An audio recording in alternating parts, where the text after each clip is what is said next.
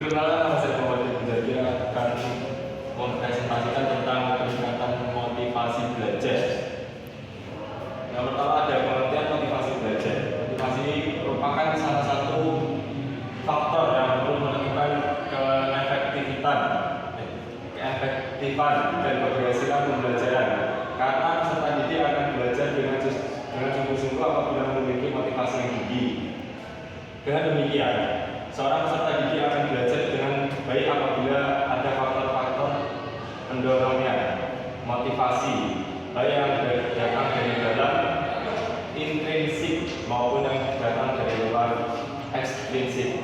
Motivasi yang datang dari dalam adalah motivasi yang muncul dari pikiran atau perasaan dari individu itu sendiri. Seperti contoh, saya datang ke kelas untuk mengikuti pembelajaran karena saya tertarik dengan ini. Itu namanya motivasi dalam diri sendiri atau intrinsik. Motivasi yang datang dari luar, ekstrinsik, yaitu motivasi yang bisa disebabkan oleh guru atau dari orang tua atau teman kita sendiri. Contoh motivasi yang datang dari luar, dari seorang guru. Mungkin guru saat ini ada yang sangat kreatif dalam menyampaikan metode pembelajarannya. Nah, itu membuat kita menjadi tertarik untuk mengikuti pembelajarannya. Itu juga termasuk dalam motivasi datang dari luar atau dorongan dari luar.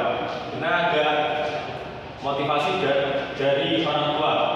Mungkin kalau dilihat dari anak-anak saat ini semangat sekolah karena mendapatkan nomor 1. Nah, itu juga termasuk motivasi dari luar. Selanjutnya ada motivasi dari luar yang datang karena teman. Motivasi ini disebabkan karena keasikan teman-teman, atau mungkin kita pernah mendengar kalau manusia itu individu yang berkelompok. Nah, itu juga bisa diartikan oleh seorang murid bahwasanya perkembangan seorang individu itu disebabkan oleh temannya sendiri atau orang sekitarnya. Seperti itu. Lanjut. Cara meningkatkan motivasi belajar. 1. Banyak cara yang dapat dilakukan guru untuk membangkitkan motivasi belajar peserta didik, antara lain melalui kehangatan dan keantusiasan atau kesenangan. Sebagai contoh, dalam mata pelajaran Penjaskes atau PJOK, kebanyakan dari murid di Indonesia itu hobinya pelajaran di luar kelas atau outdoor. Mungkin yang paling banyak suka bermain bola dan voli mungkin, atau bulu tangkis dan lain-lain. Itu peserta didik sangat senang ketika bermain di lapangan. Nah, ketika bermain di lapangan, otomatis siswa akan aktif untuk bertanya kepada seorang guru, "Pak, ini caranya gimana, ini gimana?" Nah, itu kita bisa memasukkan metode pembelajaran kita di situ. Itu. Selanjutnya, menemukan ide yang bertentangan. Menemukan ide yang bertentangan, kalau dilihat sekarang karakter siswa, mungkin ada yang karakternya baik, ada yang buruk. Mungkin yang lagi tren sekarang itu pembulian. Nah, itu kita bisa memasukkan metode pembelajaran kita di situ dengan cara bimbingan konseling, atau yang sering membuli kita kasih pemahaman materi dari teman-temannya yang mungkin agak mengerti terkait dengan etika gitu. Selanjutnya ada memperhatikan minat peserta didik. Tentunya dalam setiap individu itu memiliki minat belajarnya sendiri-sendiri. Contoh seperti dalam kelas saya, dalam perkuliahan saya itu ada yang berminat di geografi,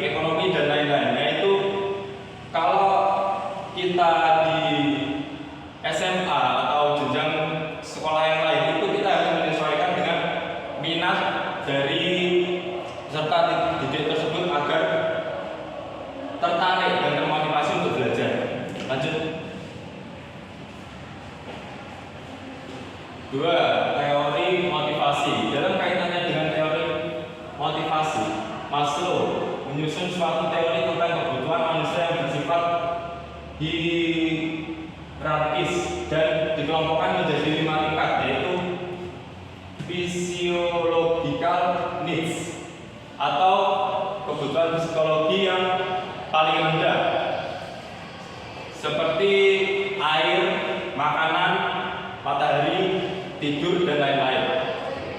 Selanjutnya, safety needs, kebutuhan rasa aman. Kebutuhan rasa aman kita jumpai ketika kita sedang berada di rumah, sedang berada di orang yang kita sukai, dan lain-lain seperti itu. Selanjutnya ada belongings and love needs atau kebutuhan kasih sayang. Kebutuhan kasih sayang sering dibutuhkan kepada anak atau murid yang masih berada di jenjang SD. Itu membutuhkan kasih sayang yang lebih tinggi daripada anak di usia SMA dan lain-lain. Selanjutnya system needs, kebutuhan akan rasa harga diri. Kebutuhan akan rasa harga diri itu bisa kita ambil contoh sebagai seumpama kita berpakaian saat ini, itu kita bisa dikategorikan sebagai rasa harga diri. Karena kalau kita tidak memakai baju, kita akan kehilangan harga diri seperti itu. Selanjutnya ada kebutuhan akan aktualisasi diri atau kebutuhan paling tinggi. Kebutuhan paling tinggi itu kita seumpama seorang ilmuwan akan menciptakan teori untuk kehidupan yang berguna. Itu membutuhkan pemikiran yang lebih kritis daripada sebelumnya. Itu adalah kebutuhan akan aktualisasi.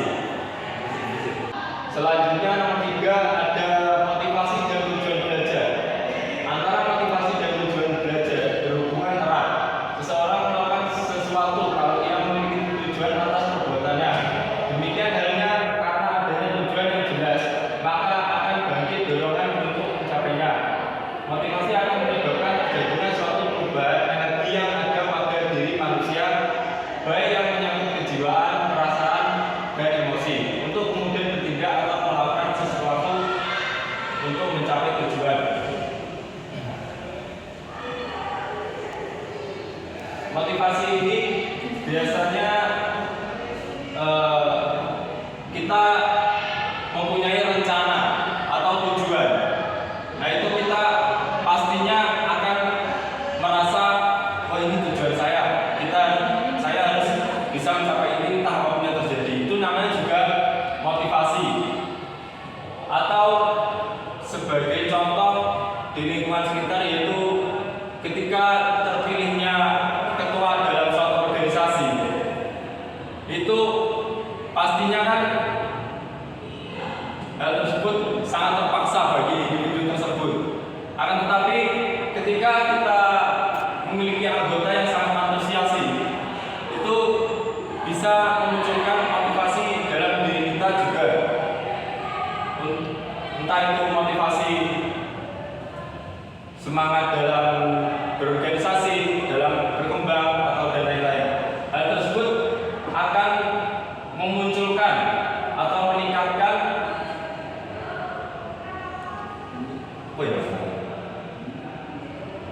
meningkatkan motivasi, pengalaman, skill, dan lain-lain dari individu tersebut. Lanjut.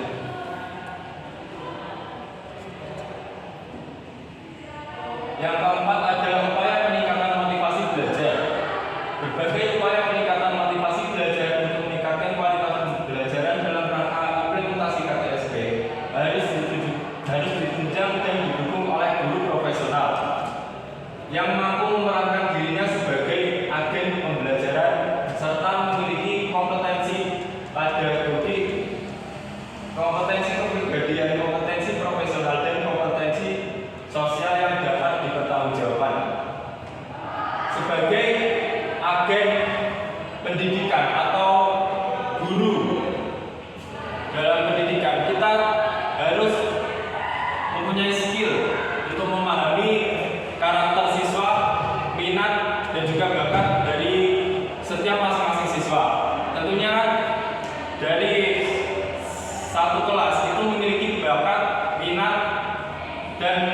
masing-masing tersendiri.